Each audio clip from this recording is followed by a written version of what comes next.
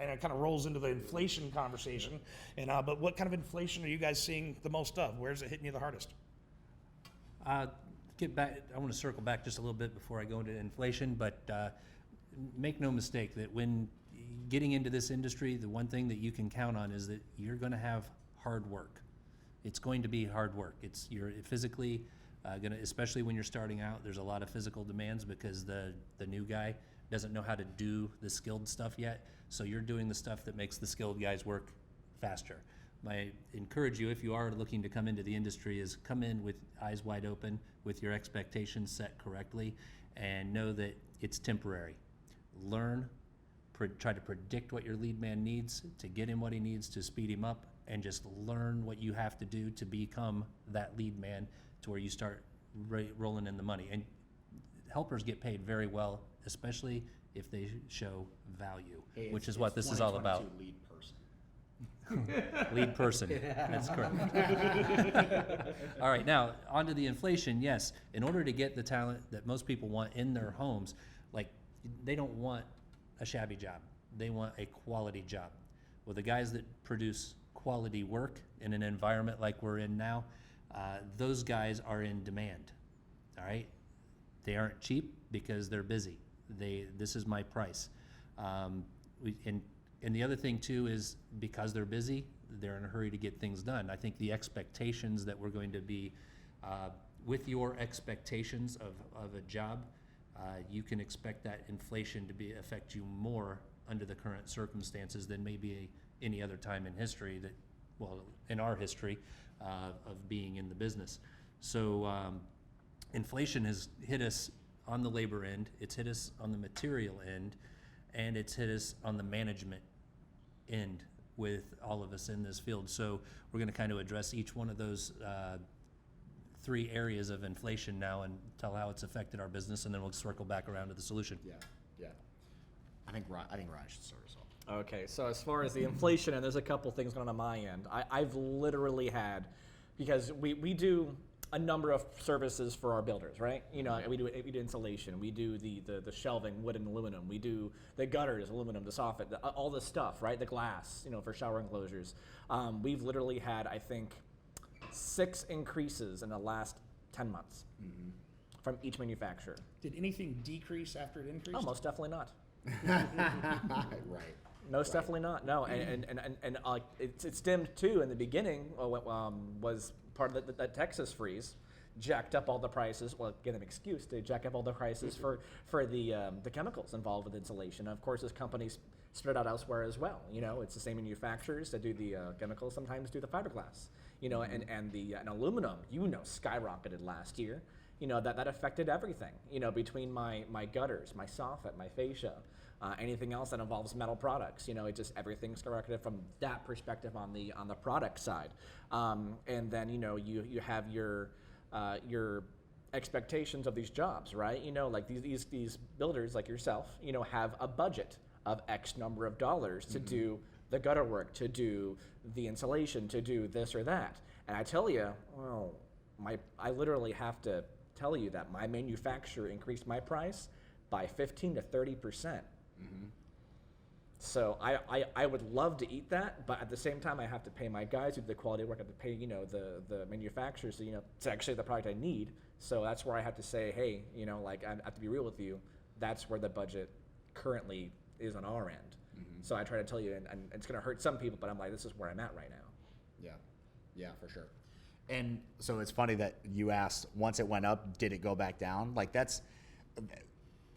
it just doesn't happen that way, because think of a person like that comes down to your basically at the end, a lot of that comes down to labor in what we're doing. How easy is it to give someone a pay raise and then say, okay, now I brought you to 35 an hour. I know we just said no hourly, but I brought you to 35 an hour. We're gonna go back down to 30. Everybody cool? Is that fine? Nobody's gonna be okay with that. So it's once prices go up, like you were saying, like a lot of people talk about prices normalizing. That doesn't mean prices are going back down. Right. That just means they're not going like this. It means they're just going like that. Now we're back to like a steady increase rather than a spike. Yeah, I know you've got a lot to say about. I got about plenty to say. inflation. I'm really curious. Well, no, I mean, mainly obviously the increases. We're seeing, guys, unprecedented increases every quarter. Every single quarter, I'm getting emails, letters from the vendors going, hey, that's 3% going up, it's 6%. Windows, I've seen 15% on some stuff.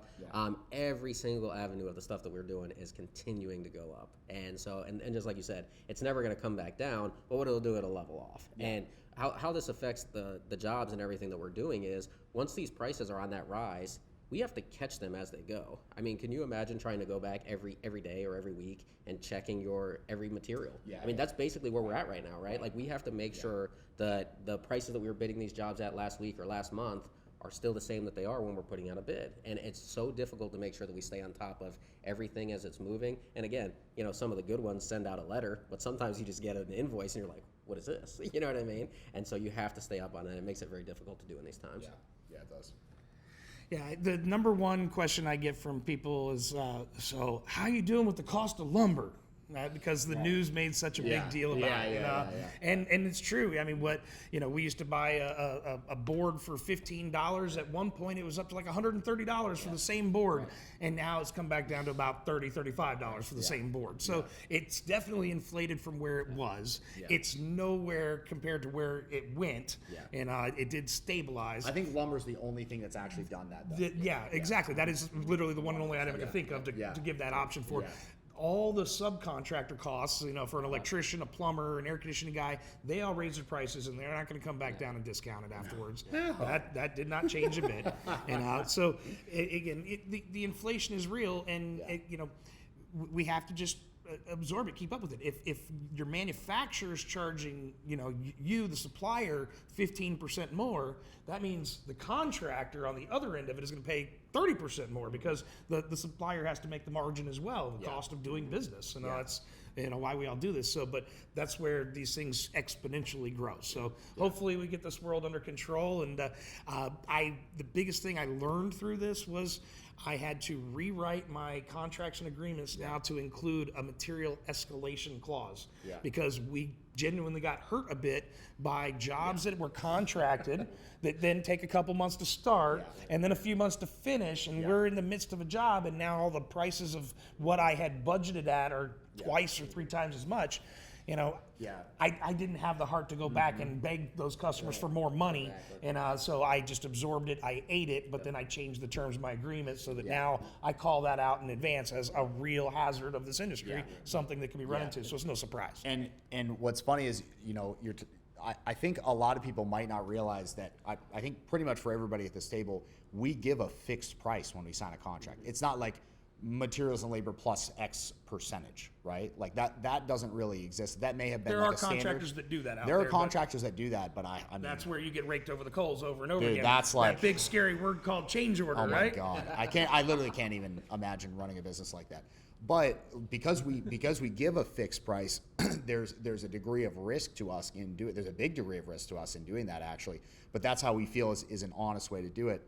But kind of the place I was going with that is we can't put ourselves in a position to be hurt if we're the honest, like, good actors in the arena, right? So it's like it's a good thing that we're putting protections in place to protect ourselves, but at the end of the day, there's so much extra work that's going into it currently, like with the current situation, and also with people's rising expectations as well. With Amazon.com, I can probably order something today and have it delivered this afternoon, living in Tampa. So with expectations going up, our industry is lagging a bit. Like, I'm sure we're all doing everything we can to move it and bring it up, but it's lagging, and that also is it's forcing us to hire more talented people. And now we're competing with different actual industries. I know a guy who runs a pest control company who was having dinner at Burns Steakhouse and recruited the waiter who is making great money at Burns Steakhouse, like getting $300 a night in tips every night he worked. And he came in and did pest control, and now he's making six figures doing pest control. crazy. Yeah, It's nights I'm, and weekends. I'm glad you brought Yeah. up Amazon because Yeah. our last conversation was about inflation. Oh, yeah. And now this it rolls over. Yeah. Some of the inflation is being caused by the fact that the supply chain issue was there. I couldn't get the accessories that go in the cabinets Yeah. from the regular vendor where I get a 45-55% discount. Yeah, Instead, I had to order through Amazon and pay Right. the full retail price. Right. And then I have to translate that into my cost as Yeah. well. And Yeah. so again, where's supply chain tied into the inflation? Yeah. You know how that rolled over.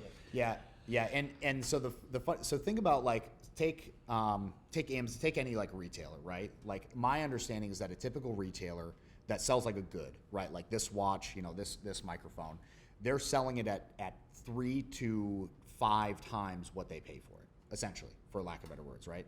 Like if you think about the standards of pricing in the industry for contracting, it's not nearly that high, but there's way more work and logistics that goes into running a contracting business than for say retailing and selling a watch, right?